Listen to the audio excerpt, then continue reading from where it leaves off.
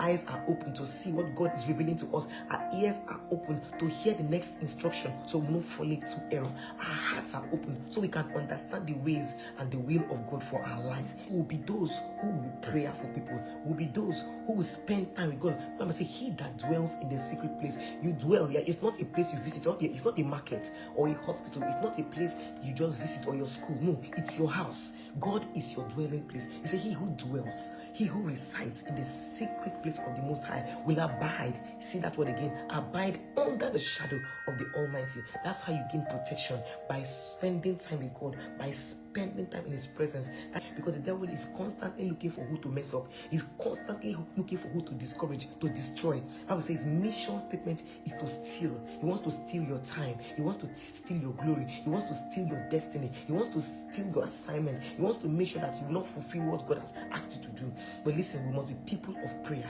But God is calling us today to the secret place. He's calling us to the place of prayer. He's calling us into his presence. Let deep call unto deep. Whenever that urge, that nudging comes for you to pray, don't ignore it. God wants to reveal something to you. God wants to deliver you from a mistake. God wants to reveal an instruction to you that will save your brother or your sister. Let us not be those who will ignore the nudgings of the Spirit. God is calling us to the place of prayer. Like I said, after putting on the whole armor of God, prayer is the force that activates your armor. Without prayer, your armor is just an accessory. When you want to pray, pray like this: Our Father, who art in heaven. What was the next thing? Hallowed be your name. Learn how to hallow God. Learn how to bless him. When you go to the place of prayer, don't just barge in and say, God, give me car. God, give me a house. God, give me this. God, give me that. No. Enter his gate with thanksgiving. Begin to thank him. And when you begin to thank him, the Spirit of God begin to take over that prayer session. He'll begin to suggest things for you to pray. Because the Bible says we know not what we to pray as we should pray. We know not what to pray as we ought to. But the Spirit of God maketh intercession for us with groanings that cannot be uttered.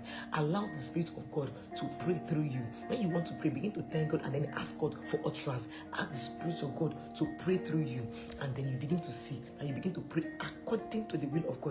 Because it is the Spirit of God that knows what is the mind of God. So when he prays through you, he'll be praying the right thing. Because remember, the Bible says, you ask and you did not receive because you pray amiss. But when the Spirit of God prays through you, he knows the will of God. So he will pray in line with what God wants for you. He will pray according to the will of God, and you see your prayer will be answered. I pray today that God will call us to the place of prayer, that deep will call unto deep, that God will stir up our hearts to yearn for him, to long for him, and to begin to spend time in his presence. Begin to pray always, every time, all manner of prayer, of thanksgiving, of supplication, and of intercession.